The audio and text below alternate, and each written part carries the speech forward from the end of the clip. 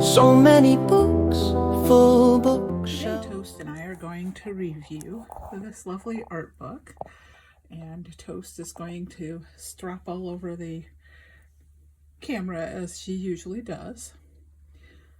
So this is meant for young children, but I think that it would be perfectly wonderful for artists of any age and stage.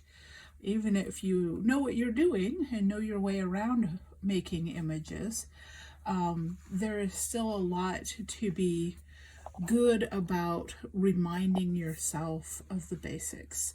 And this is just a delightful little book. I would highly recommend it for anyone that is homeschooling and wants to introduce art in a way that is, this is not a big book and it's very inexpensive.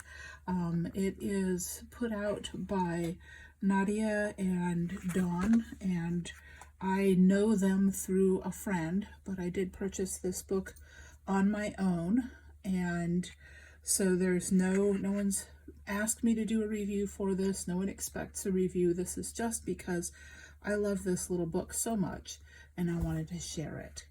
So this is Murphy Makes Art, and it's basic principles of creating a good picture. It begins with talking about teaching, and both Dawn and Nadia are experienced teachers, and you can see that as you go through this book.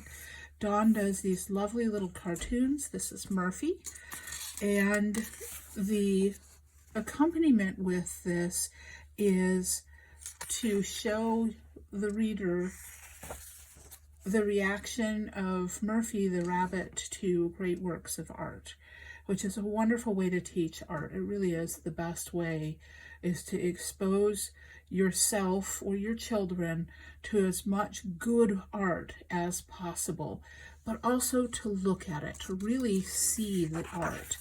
And this book will help you with that if you aren't confident in your ability to take a look at great works of art and to understand them.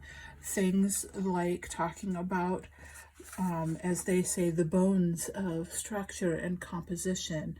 And I love the fact that they've managed to include color illustrations in this. Due to the cost of printing, a lot of art books are limited to just black and white, and there's a lot you can do with black and white, as you can see with Dawn's illustrations here.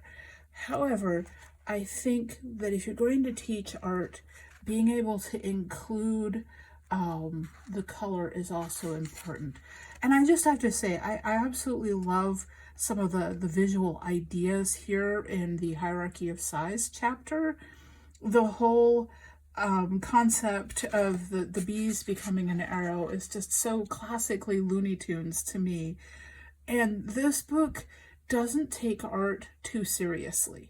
There's as much in here to tell a story with art, to bring humor into art, and I think that that's essential. I think that that's something that we absolutely must consider. I mean, most of us think of art as being very serious, but there's nothing wrong with becoming a cartoonist or a comic book illustrator, and those things are also paths into, but first start with the foundations of art, and that was what this book is going to give anyone that reads it.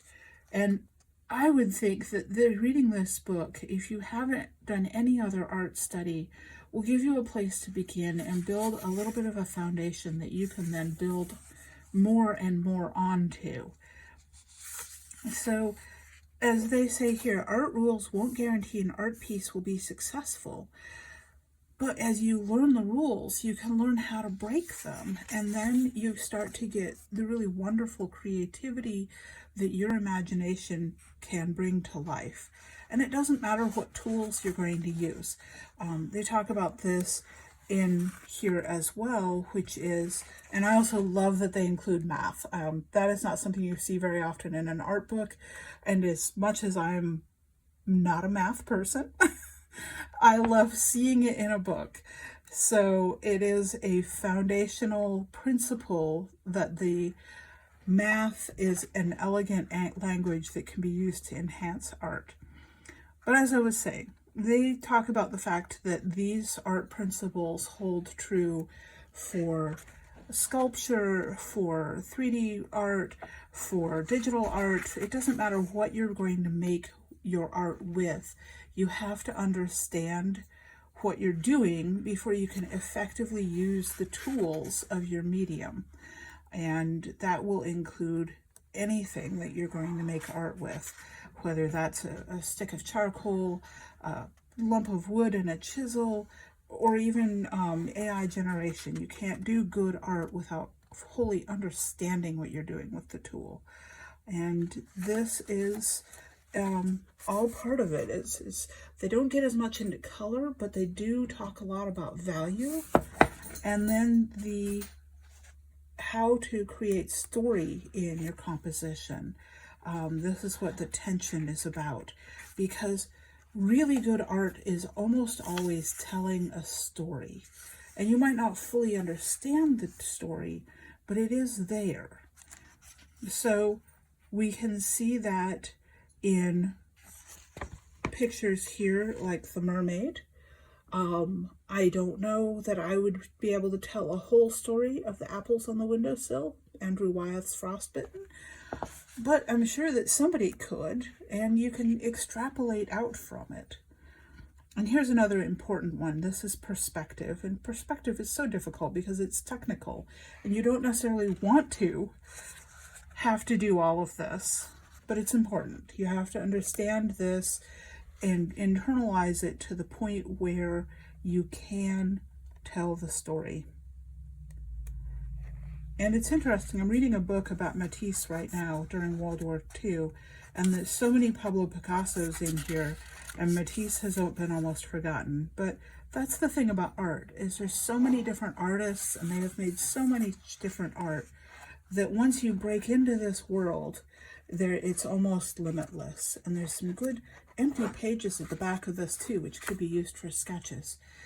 So this is a lovely book, and I highly recommend it, not just if you are trying to supplement your child's education after school, because any public school education is going to be terribly inadequate.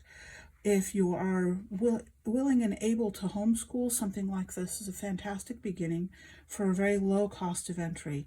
I know growing up being homeschooled, we usually didn't have a lot of money for curriculums, and curriculum can be very, very expensive, but there's no need to spend a lot of money on it. You can have your art book, and you can have pencils to draw with, and pens can be as simple as you like. And there's so many tools that are not what people think of as being able to make art with, that you really just need the foundation and something that will leave a mark on a surface. If that's a chisel on wood, or if it's graphite on paper. And yes, if you start with the basic principles, you can and will start making art.